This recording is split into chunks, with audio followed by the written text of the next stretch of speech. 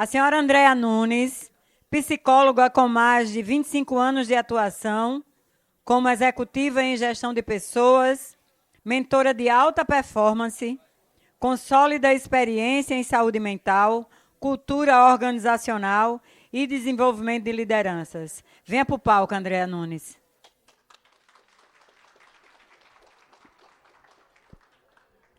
Você quer esse microfone ou você quer colocar o outro? Quero esse. Obrigada, Cida. Aqui o passador, tá? Tá bom. Aqui eu aponto, aqui eu passo, né? Oi, gente. Boa tarde. Que bom estar aqui com vocês. Boa tarde. Eu quero fazer um check-in antes da gente começar. Gostaria que vocês levantassem a mão. Quantos de vocês atuam como diretores?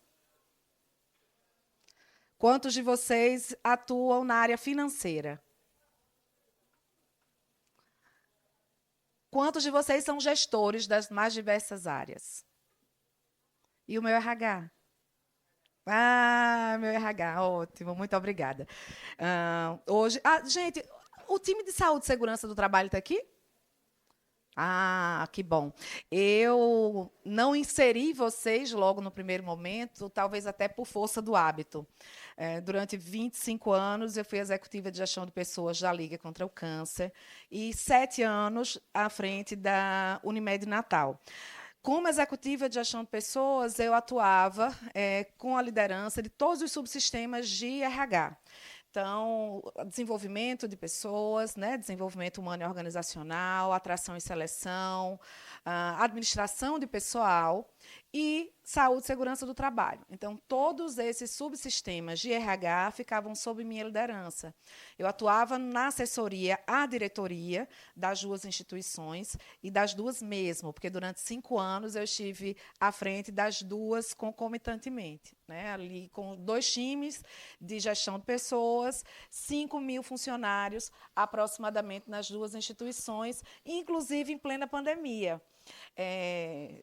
Então, para vocês verem como psicoterapia e regulação emocional funciona, né? Porque eu ainda não enlouqueci, né? E passei por isso muito bem. E hoje eu quero trazer uma perspectiva para vocês um pouquinho diferente. Eu acho que a doutora Rossana, como eu esperava, trouxe, sim, pela sua expertise, muitas informações bacanas sobre a norma. E, como psicóloga e executiva de RH, eu preciso trazer para vocês uma perspectiva que acredito que vai, como eu disse anteriormente, eu espero, né, minimizar a angústia de vocês, ou até mesmo, não sei até que ponto eu vou colaborar para ela aumentar um pouquinho, mas a minha intenção é exatamente trazer a visão do empresário. É trazer a visão da empresa.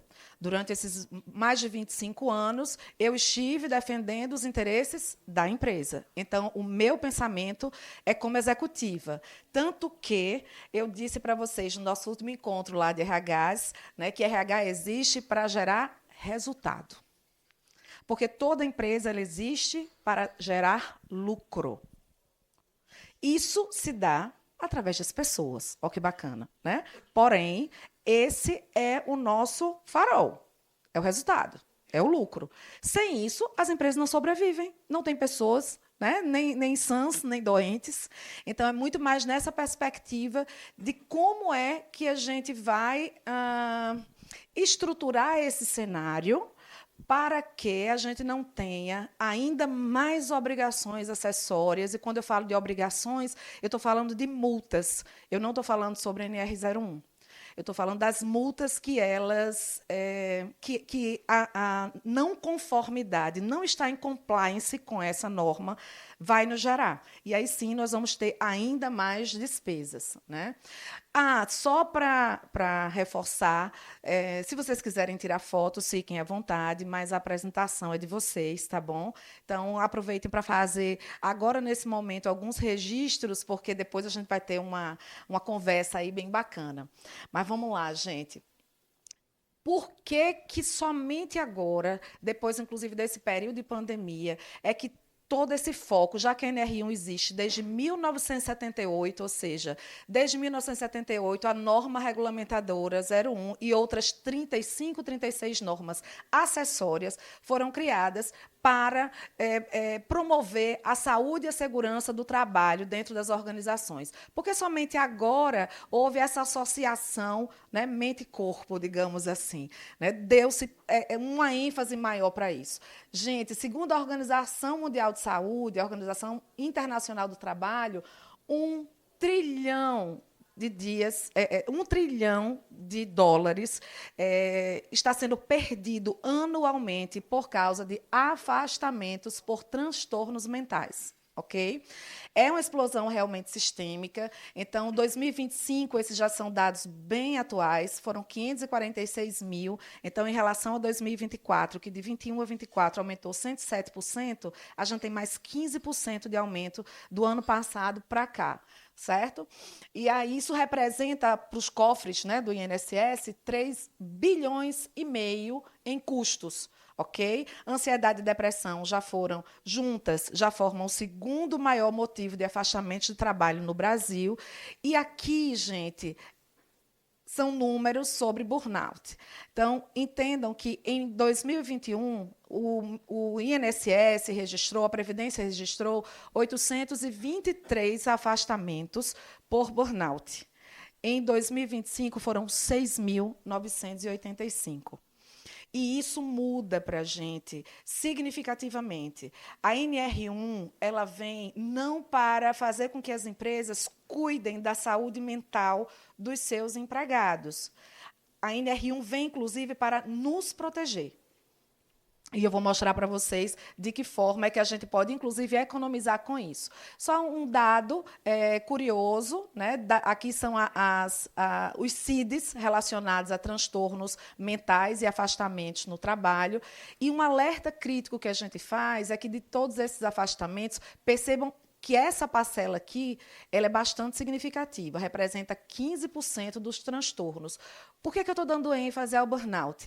Porque, como alguns de vocês, inclusive, já colocou na plateia, esses transtornos aqui, eles são, usando a linguagem do meu SST, B31, ou seja, são diagnósticos individuais. É uma ansiedade, uma depressão ou algum outro transtorno, estresse, como patologia, que foi gerado por questões pessoais. N fatores, né, que todos nós sabemos, eu não vou entrar nisso. O burnout, não. O burnout ele tem nexo causal. Ele foi provocado, é uma síndrome que foi provocada pelas relações no trabalho. Certo? E isso muda e muito aqui para a gente. Como é que funciona o algoritmo, gente? Lá Desculpem que isso aqui é um erro, tá? Eu acho que eu vou até corrigir antes de passar para vocês, ou então vocês já sabem que isso aqui não existe, não, tá bom? Coisas de inteligência artificial.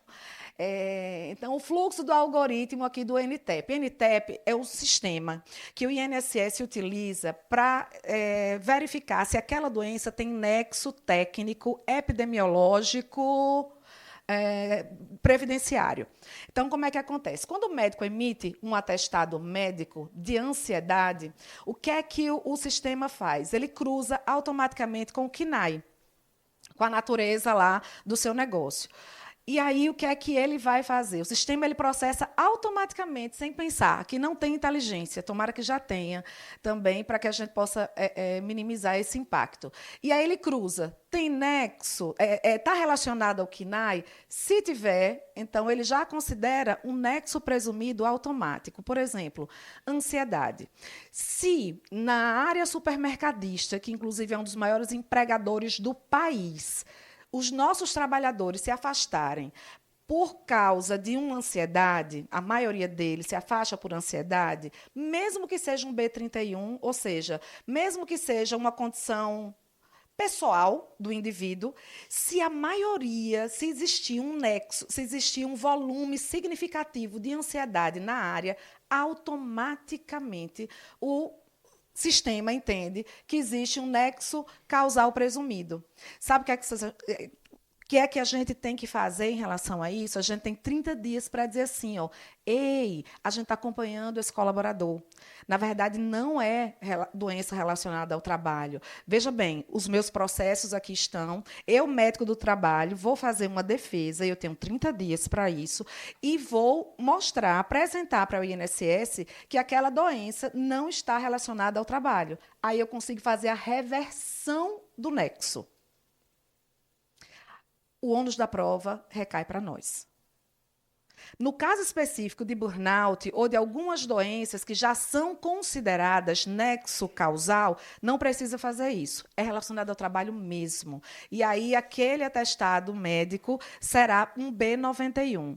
André, e o que é que isso tem a ver aqui com a nossa empresa, né? com o nosso negócio? Olha só para isso daqui. Se aquela doença é uma doença comum, ou seja, é um B31, a origem dela é um problema de saúde pessoal, o ônus da prova é do trabalhador, né? O FAP, daqui a pouco a gente vai saber o que é FAP, é neutro, ele não tem estabilidade e o FGTS, você não precisa recolher o FGTS enquanto ele estiver afastado. Porém, se for considerado nexo causal, olha o que é que acontece. Então, entende-se que o agravo, né, ou o acidente foi causado pela empresa, caberá a você a inversão da prova, ou seja, você tem que provar que não fomos nós que causamos esse adoecimento para esse trabalhador. Aumenta o multiplicador, eu vou explicar para vocês no próximo slide o que significa isso, e olha só, ele ganha 12 meses de garantia de emprego após o retorno dele à instituição. Ele ganha estabilidade de 12 meses. E outra coisa, viu? Às vezes a gente pensa assim, está afastado, é o INSS que está pagando. Tá, não. Tudo não. Porque o fundo de garantia dele você continua recolhendo. Então, existe custo para a empresa. Os 15 primeiros dias é o fundo de garantia dele, enquanto ele estiver afastado. Quem recolhe somos nós. Então, vamos lá.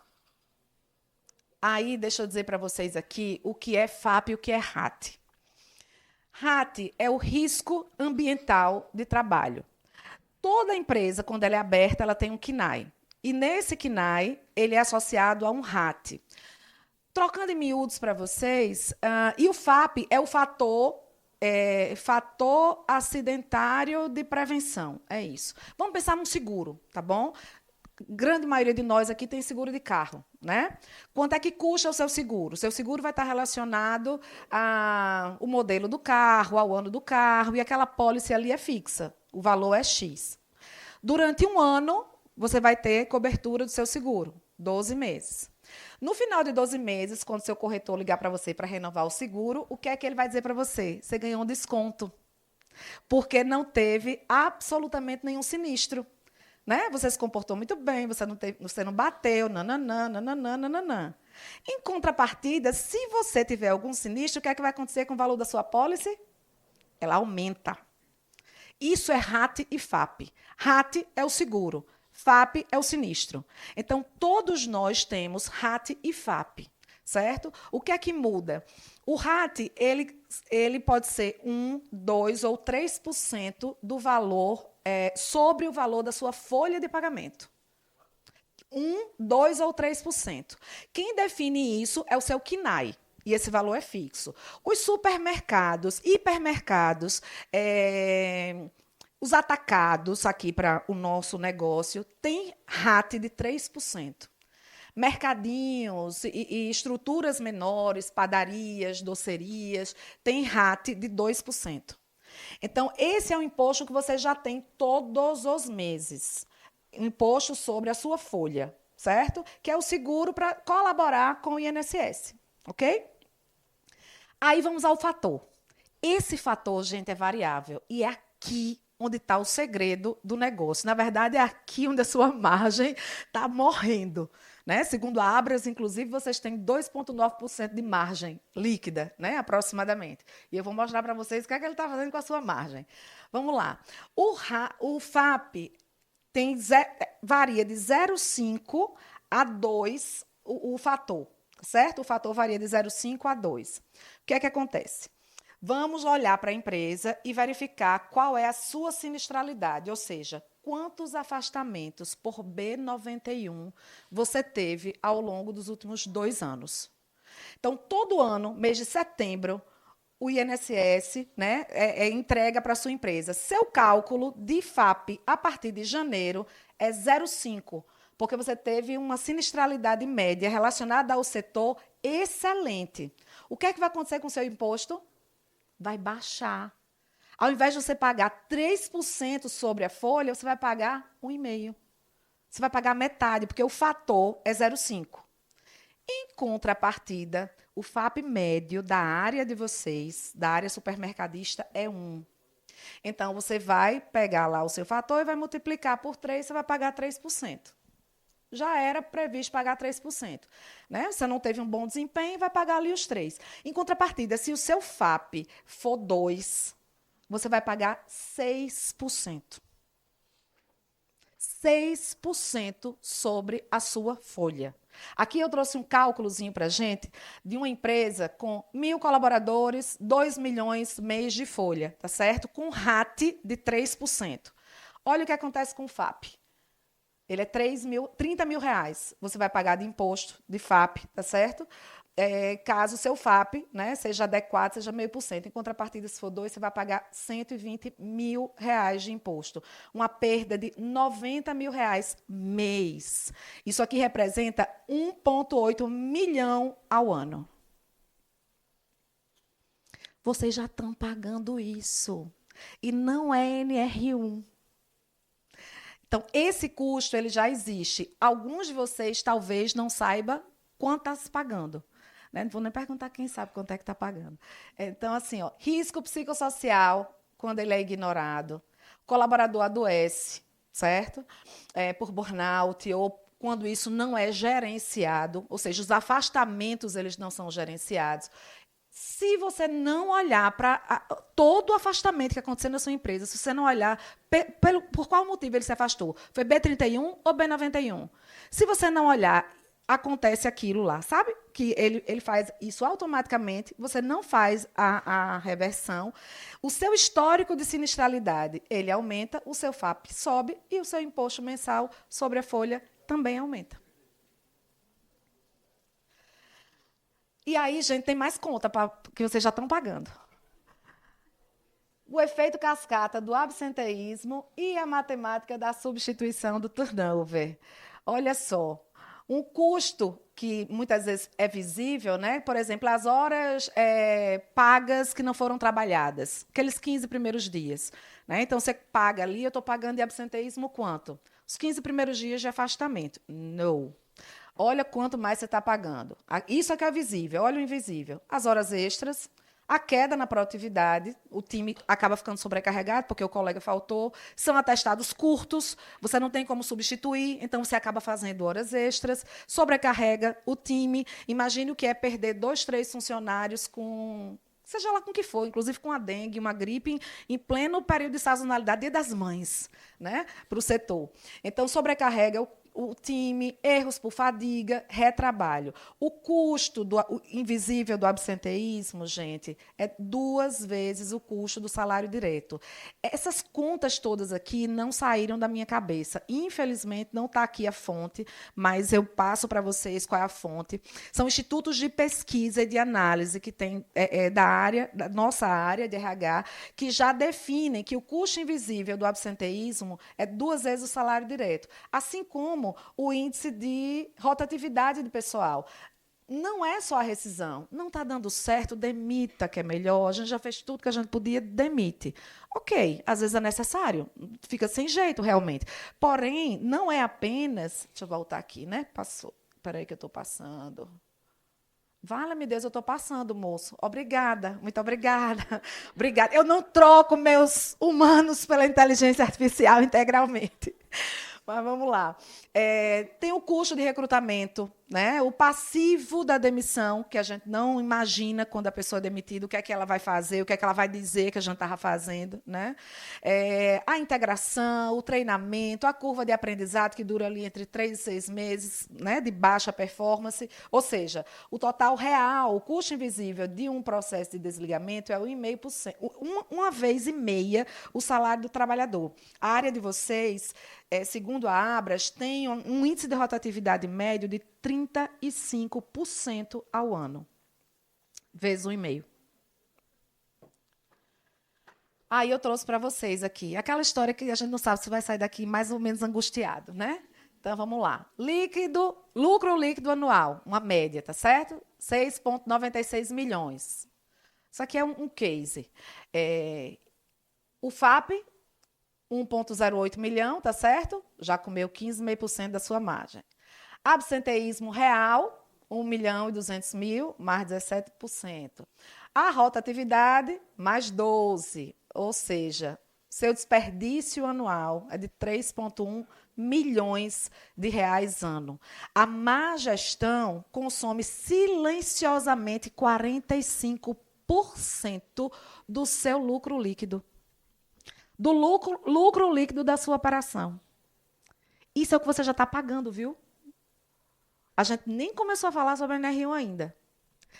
E aí, gente, nesse contexto, por exemplo, para recuperar 2,9 de margem, né, que é o índice que a Abras coloca, pelo menos do ano passado, você precisaria vender mais 109 milhões a mais todo ano para você poder recuperar a sua margem. Essa é a mecânica exata da destruição da margem de lucro, certo? Na hora que você ignora o risco psicossocial, e aqui eu estou falando do risco psicossocial, gente, mas são os riscos relacionados ao trabalho, tá bom?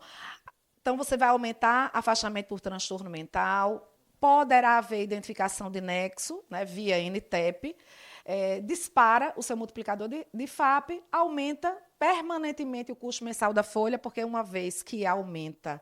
Andréa, eu posso reduzir? Pode.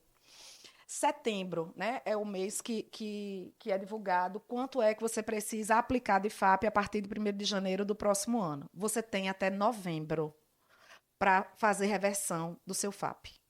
Você pode reduzir o seu FAP desde que você prove que você tinha ações dentro da sua empresa e processos estruturados que não adoecem o seu colaborador. Se você conseguir fazer isso, prova isso, você consegue uma reversão do seu FAP. 1 ponto percentual é dinheiro que sou, como a gente já viu aqui, né? E isso pode ser... Então, aqui, o que é que a ANR1 obriga, né? As empresas gerenciavam apenas os riscos físicos, químicos, biológicos e ergonômicos, né? E dentro dos fatores ergonômicos, os riscos psicossociais eles eram ignorados, ou pelo menos eles não eram detalhados. Porque, por exemplo, sobrecarga de trabalho já era um risco ergonômico, porém ela não estava classificada dessa forma, associada aos transtornos mentais. Então, isso passa a ser obrigatório e totalmente integrado ao GRO e ao PGR, como a doutora já colocou aqui muito bem, eu não vou me detalhar em relação a isso. Apenas reforçar para vocês que a empresa não deve atuar de forma clínica. Muitas vezes tem muitos profissionais vendendo isso, e eu falo com muita propriedade, primeiro, porque eu estive o tempo todo do lado das empresas, na verdade ainda estou, né? E segundo, sou psicóloga. Então, coisas do tipo, tem que contratar psicólogo. Onde não tiver psicólogo, tem que contratar psicólogo para poder cuidar das pessoas dentro da empresa, porque dessa forma eu vou gerenciar risco psicossocial. De jeito, maneira nenhuma. Inclusive, assim, meu colaborador está sofrendo por ansiedade, por transtorno de ansiedade, por depressão, tem causas, inclusive, familiares. Eu tenho uma escuta psicológica dentro da empresa, ou eu tenho um convênio com algumas clínicas de psicologia, super bacana. Importante e necessário esse cuidado com o colaborador, como o colega colocou aqui inicialmente, da importância de você cuidar de quem cuida do seu negócio. Né? Pessoas saudáveis dentro da sua empresa serão mais produtivas. Pessoas produtivas vão me trazer mais rentabilidade. né? Então, por si só é importante esse cuidado, mas isso, inclusive, quando o time da doutora Rossana chegar lá, ela não vai procurar saber assim, ó, ei, quantas pessoas aqui estão afastadas por burnout? Ela vai querer olhar para os seus processos. Como você está estruturando os seus processos de trabalho. A senhora me corrija se eu estiver errada no final, tá certo? Então, assim, essa visão regulatória, né, que a empresa é legalmente responsável por garantir a organização do trabalho, gente. O que é organização do trabalho? Processos, metas, escalas. Nós precisamos garantir que tudo isso não é adoecedor. André quer dizer agora que eu não posso fazer pressão nenhuma. A gente trabalha com venda. Venda tem meta. Meta é igual a pressão. Eu não posso mais fazer pressão. Claro que pode. Eu vou explicar, viu, doutora? Espera aí, que eu vou explicar. Claro que pode fazer pressão. Se não houver pressão, o povo vende. Claro que não vende. Entendeu? Bota a meta bem baixinha para ele bater a meta, ficar feliz, não adoecer. Não, minha gente. Né? Agora, essa meta ela tem que ser calculada, tem que ser uma meta factível. E, sendo factível, o líder tem que cobrar a performance do liderado. Ele precisa bater a meta. Se passou 1 mês, 2 meses, 3 meses, 4 meses, não bateu a meta, a gente treina. Né? Então, assim, mas a gente também pode fazer um benchmark com o mercado, né? Disponibilizar o colaborador para o mercado. Né? A gente pode também fazer isso. Né? Desde que eu posso falar. Vocês não precisam falar disso, não. Eu posso falar com a doutora aqui perto de mim. Mas é isso, gente. É isso. Né? É sobre isso. Não tem... Agora, André, como é que eu faço para ele não adoecer? Com uma liderança que possa estar acompanhando o desempenho dele, com processos estruturados para que ele possa bater essa meta e a gente ganhe mais. Né? Então, é bem assim. Eu vou mostrar para vocês.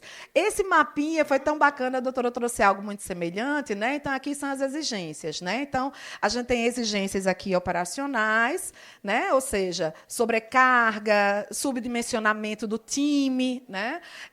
Contexto e controle, ou seja, metas inatingíveis, muitas vezes impostas sem autonomia, invasão do tempo de descanso, relações de eventos críticos, como liderança sem tempo para gerir pessoas, falha de acolhimento após um assalto, uma agressão, um assédio.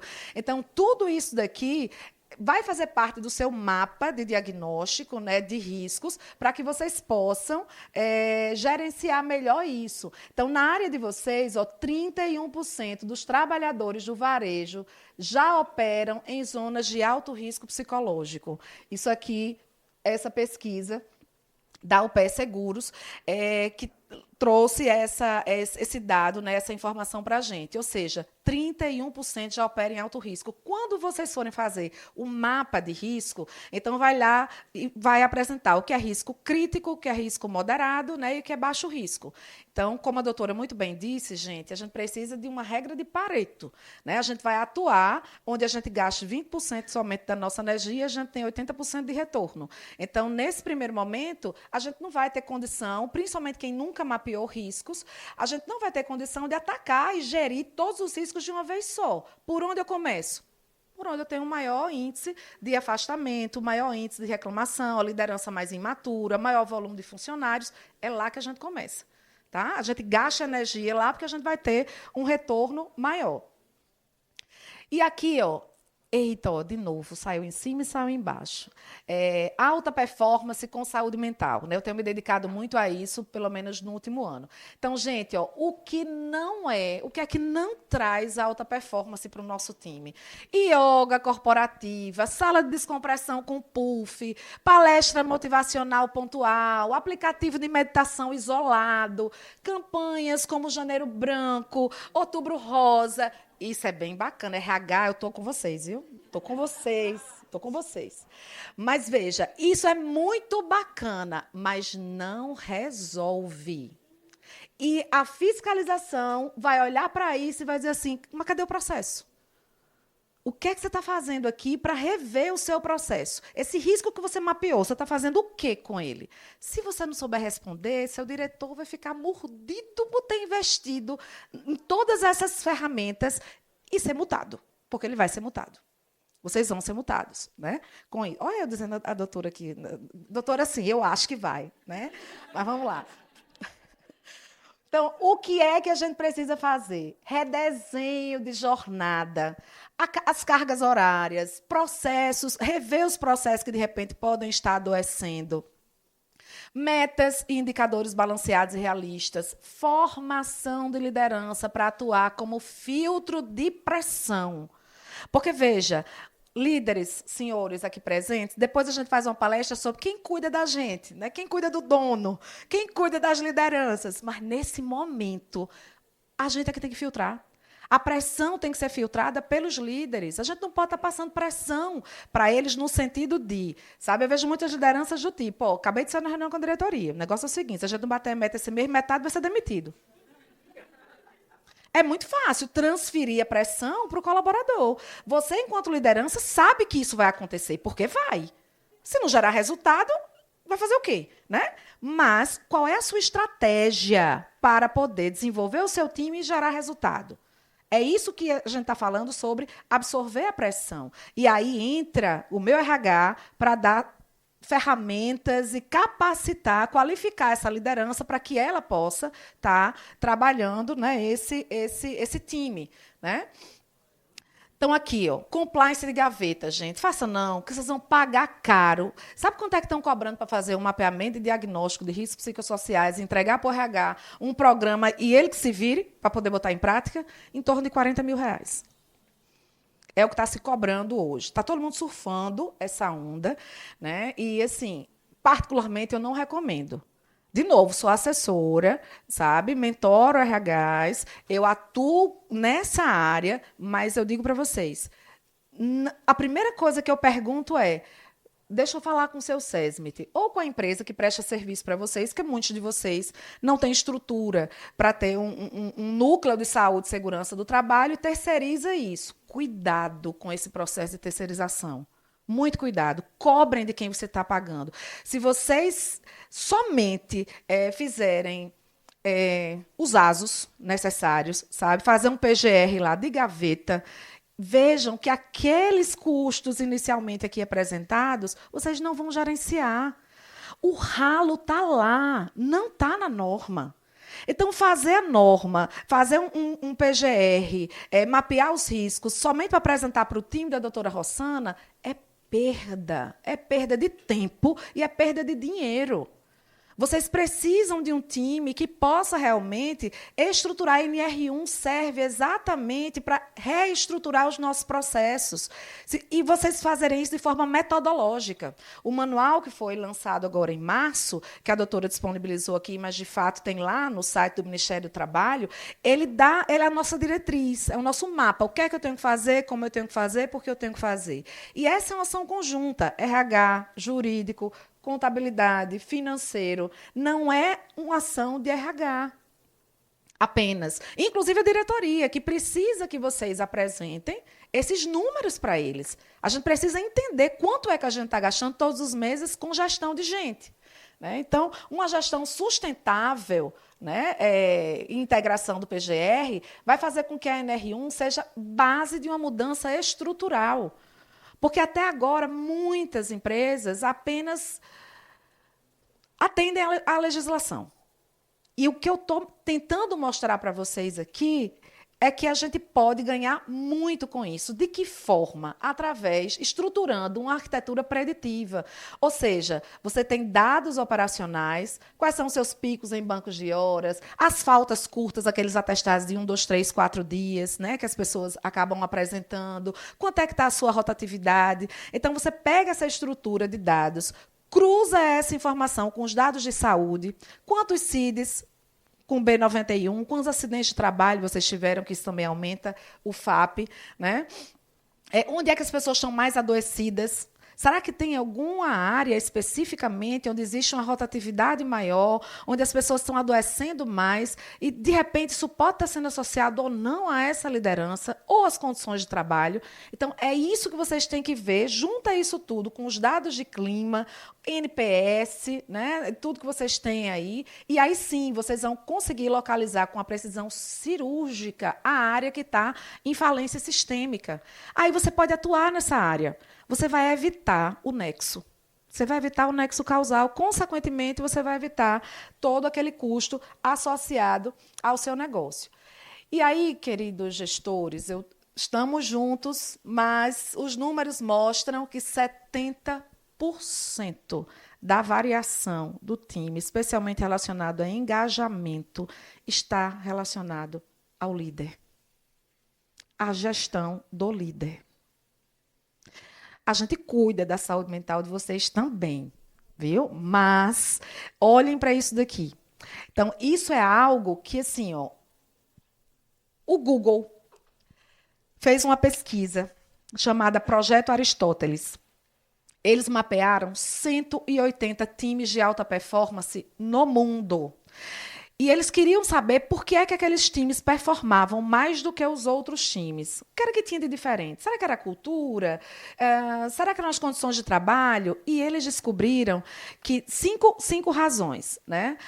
Muitas delas, quando você para olhar, estão associadas ali aos nossos riscos, ao gerenciamento dos nossos riscos. Sobrecarga de trabalho, participação nas reuniões, mas o primeiro, nas decisões, no processo de decisão, quem decide sempre é o líder, né? Era a segurança psicológica. Segurança psicológica era o fator responsável pela alta performance desses times. O que significa segurança psicológica? Você poder ser quem você é e falar aquilo que você pensa. Vamos abrir um parágrafo bem grande, tá? Porque isso pode ser confundido muitas vezes. Mas é aquilo de você ouvir a voz do seu colaborador. É ele poder participar da estruturação do processo. É você entender por que é que um se sente sobrecarregado e outro não. Então, a partir do momento que você, liderança, consegue estabelecer essa relação com seus liderados e ele se sente seguro para errar, porque a startup cresce tão mais rápido do que nós que somos empresas tradicionais. Porque o erro lá significa oportunidade de melhoria. É melhoria contínua. Quantas atualizações a gente não tem no celular da gente? Né? Anualmente, são inúmeras. Então, aquilo, atualização, é porque assim, vai fazendo, vai errando, vai melhorando o processo, vai revendo, vai medindo, porque aquilo que não é medido não pode ser gerenciado. Então, tudo isso reflete diretamente no engajamento do time, né? No seu negócio e com essa liderança. Então, não é, gente, um projeto, sabe, apenas de RH. Eu considero que segurança psicológica, você investir numa liderança madura, você consegue reduzir, além de tudo aquilo que impacta a nossa margem, os passivos trabalhistas também, né? Porque ele pensa duas vezes. Às vezes, você perde um colaborador, chega para o RH, entrevista de desligamento, quem nunca RH, diz assim, ó, eu não queria sair da empresa. A empresa é maravilhosa, é um lugar excelente para trabalhar, mas aqui eu estou adoecendo, eu não tenho mais a menor condição de trabalhar com o fulano de tal. Ou dentro do time tal. Quem nunca? Né? Então, e o que é que acontece quando ele sai de lá? Às vezes você tem até esperança, né? Bom, se ele gosta muito de trabalhar daqui, ele sabe que nós somos uma empresa bacana e a relação é com o líder, a gente não vai ter problema com isso. Não, ele vai e abre uma ação trabalhista contra a empresa em função de um líder. Da postura, né, de um líder. E aí, gente, essa liderança ela precisa, sim, ser acompanhada. Nós, RHs, especialmente, a gente precisa estar olhando, sim, para políticas de gestão de pessoas e todas essas que envolvem, sim, o bem-estar, mas a gente não pode somente estar focado em programas de bem-estar do colaborador. Ou estar investindo em desenvolvimento, bastante em desenvolvimento, que também é importante. Percebam, eu não estou dizendo que nada disso não é importante, por favor. O que eu estou dizendo para vocês é que a gente precisa saber onde investir, sabe? A gente precisa aprender a calcular ROI, retorno sobre o investimento. A gente precisa entender onde é que eu preciso investir, e eu digo para vocês, o melhor e maior investimento que a gente tem que fazer é nas lideranças, porque o efeito é em cascata. Na hora que você investe bastante num líder ou na formação de líderes, como várias empresas têm suas universidades corporativas, formação de trainees, o que é que está se fazendo com isso? Prevenindo, protegendo a margem. É isso que vocês estão fazendo na hora que vocês estão investindo na formação de lideranças. O líder, gente, aí aqui o recadinho é para nós, lideranças, a gente precisa ter liderança de si, a gente precisa fazer regulação das nossas emoções, a gente precisa estar bem para poder cuidar do outro, porque o papel da liderança é cuidar do seu time. E esse time é quem vai gerar resultado. O líder não pode estar correndo o tempo inteiro na operação e fazendo aquilo que o meu time não está fazendo. Se o meu time não está fazendo, eu tenho que ir lá fazer, porque senão vai dar ruim no final. Isso não acaba nunca. Tem fim nunca. Você gera, inclusive, um ciclo, né, que não é de desenvolvimento. Então, líder tem que desenvolver pessoas. Gestão de pessoas não é de RH. Gestão de pessoas é da liderança. RH dá ferramenta para esse líder, forma esse líder, está junto desse líder para apoiá-lo nesse processo de desenvolvimento. Porque esse gestor acaba sendo um escudo, né? Aqui tem cinco práticas estruturais da liderança, né? Então, na hora que a gente alinha as expectativas, né? Ou seja, a gente começa a construir um mapa, né, desse caminho. Foco no desenvolvimento, conversar, né, conversas direcionadoras, cuidado genuíno, você estabelecer o rapport com com o seu liderado. Você vai saber, inclusive, que naquele período ele está enfrentando um problema de saúde grave na família, ele está está passando por um processo de separação, está sofrendo abuso ou violência doméstica. Tudo isso impacta na saúde mental. Se você tem conversas 1 a 1, se você tem registro dos seus feedbacks, isso, inclusive, serve como prova. Entendeu? Você constitui evidências. Eu não estou querendo dizer aqui que grave todas as conversas que vocês vão ter com seus liderados e que isso pode ser vazado. Não é isso. Mas isso faz com que essa rotina estruturada é uma prova, é uma evidência de que você faz acompanhamento do seu processo. É uma evidência de que, naquele lugar, as lideranças se preocupam com a saúde do colaborador. A partir do momento que ele pode, por exemplo, ter uma folga para resolver um problema de saúde, acompanhar a mãe que está com câncer numa sessão de quimioterapia, isso tudo é registrado ali pela liderança, né? E aí tem uma série de alternativas como banco de horas. André, a gente vai ter que fazer agora tudo isso com todo mundo. Eu paro minha loja. A gente trabalha em regime de escala. Banco de horas existe para isso. Gestão do banco de horas existe para isso, para a gente não gerar sobrecarga no time. E o próprio time, muitas vezes, se cobre para poder ajudar o colega, porque o clima de trabalho dentro da equipe é muito bacana, todo mundo se ajuda, um cobre o outro. Propriedade, né? Então, assim, tá ouvindo as opiniões locais, reduzir a sensação de falta de controle, a questão dos feedbacks, e as expectativas já foi, né? Vamos lá, correr aqui, porque a gente tem um bocado de coisa para perguntar, mas já estou concluindo, tá? Então, o motor de conversão, como é que compliance, né, acaba podendo gerar caixa? Como é que atender a norma regulamentadora pode ter contribuições no meu caixa, né? Então, você vai precisar fazer lá o seu diagnóstico, né, para você poder implementar o seu sistema e o seu inventário de riscos. Então, a primeira coisa que você tem que fazer, você vai precisar mitigar esses riscos com as lideranças atuando como treinadores, né, readequando sobrecarga, por exemplo. Consequentemente, você vai ter menos CIDs críticos, e isso aqui pode favorecer, né, uma queda drástica, né, de adoecimento. Aqui é ansiedade, tá? Ansiedade e depressão, ansiedade. O NTEP e a sinistralidade, né, vão gerar gatilhos para esse algoritmo, mostrando que você tem realmente um menor afastamento por esses CIDs e, consequentemente, você vai criando um histórico para diminuição automática até, né? Você, claro, que se a gente quiser correr atrás do prejuízo, a gente tem como fazer esse processo de reversão. E o retorno direto, como a gente já viu aqui, né, com o histórico de sinistros despencando, o FAP diminuindo e o custo mensal da sua folha vai cair, né? Então, por que a liderança dita a eficácia do negócio, gente? Veja só, NR1, análise ergonômica, né? PGR, inventários de riscos, isso aqui é processo. Isso aqui faz com que a gente evite multas. Quem evita o adoecimento é o comportamento. O comportamento das nossas lideranças, o comportamento do nosso time. É isso que vai evitar o clima organizacional que a gente tem, é isso que vai evitar o adoecimento. Então, é uma soma de fatores aí. Então, a cultura organizacional tem impacto direto no resultado do nosso negócio. Então, isso não é conversa de RH. A gente precisa, sim, investir em programas, precisa, sim, investir numa cultura, a cultura do dono. A gente só consegue quando a gente traz o colaborador para fazer parte do negócio. Quando ele tem voz, quando ele pode opinar sobre os processos, ele pode construir isso junto.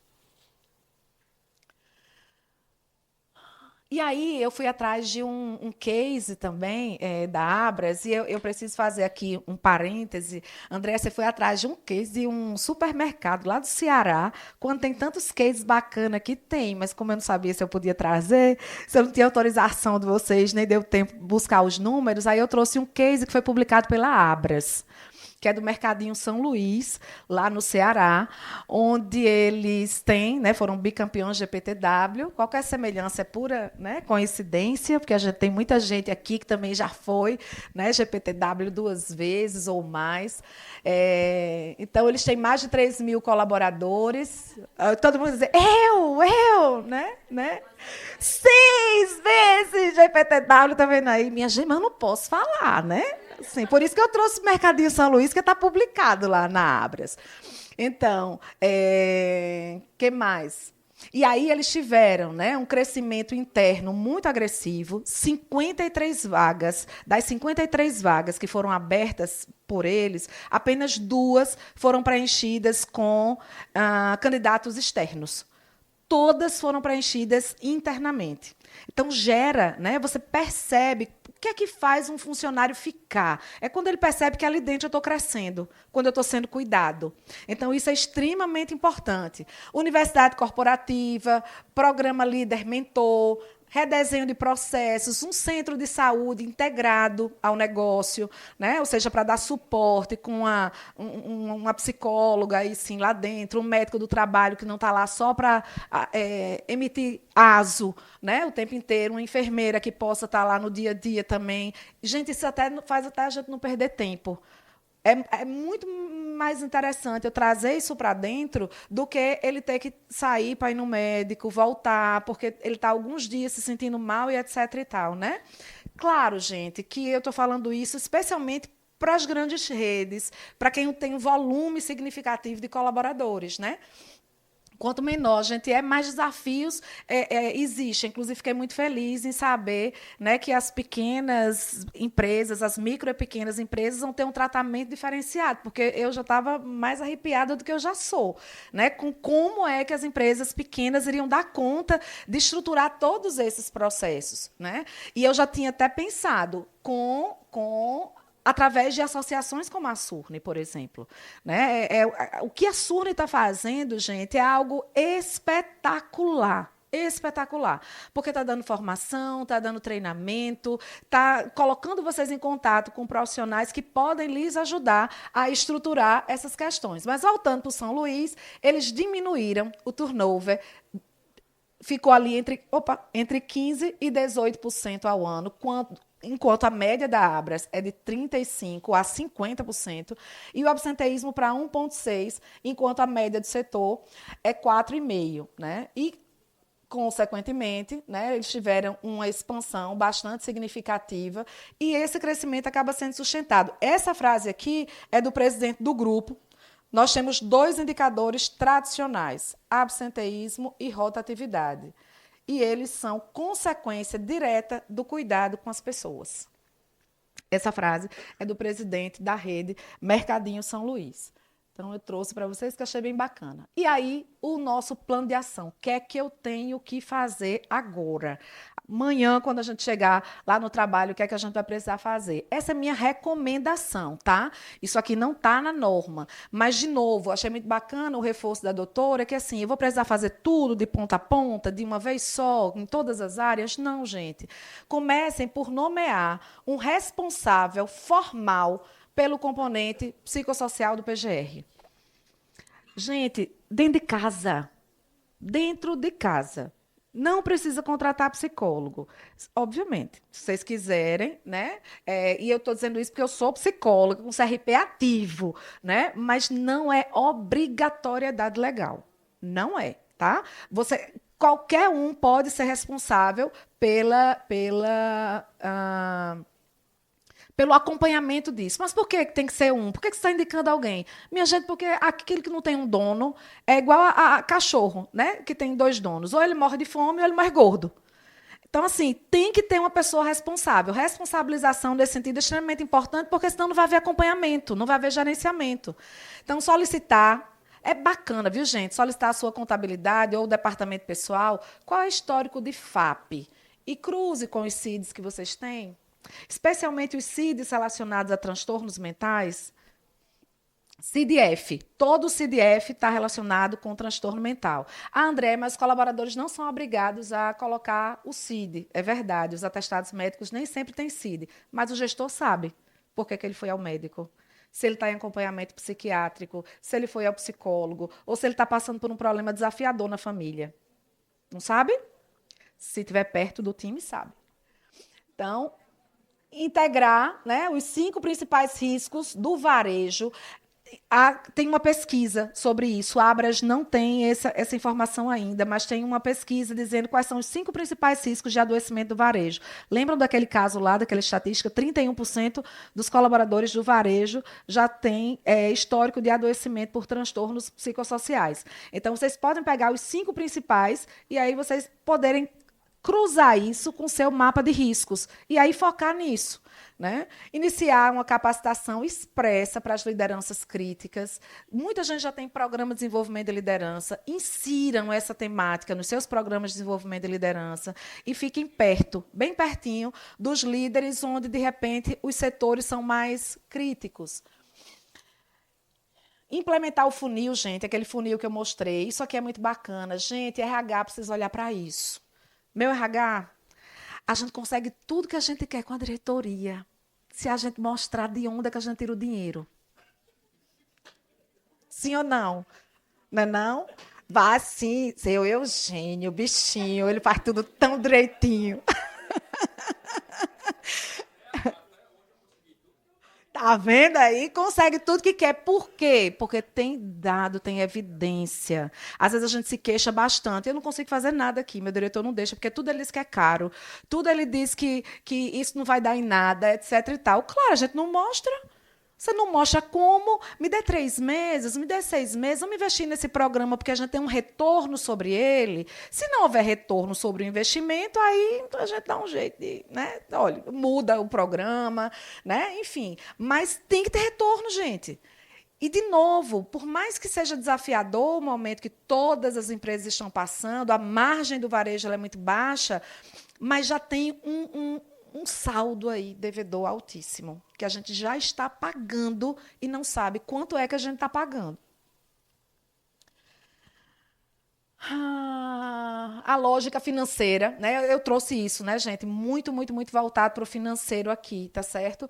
Por quê? Porque eu acredito que é lugar comum a gente dizer que a gente precisa cuidar das pessoas.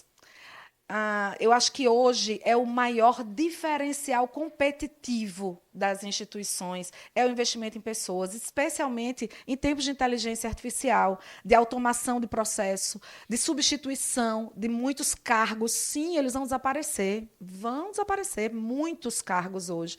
Alguns já desapareceram, a gente não conseguiu, inclusive, ainda implementar determinadas coisas aqui, né?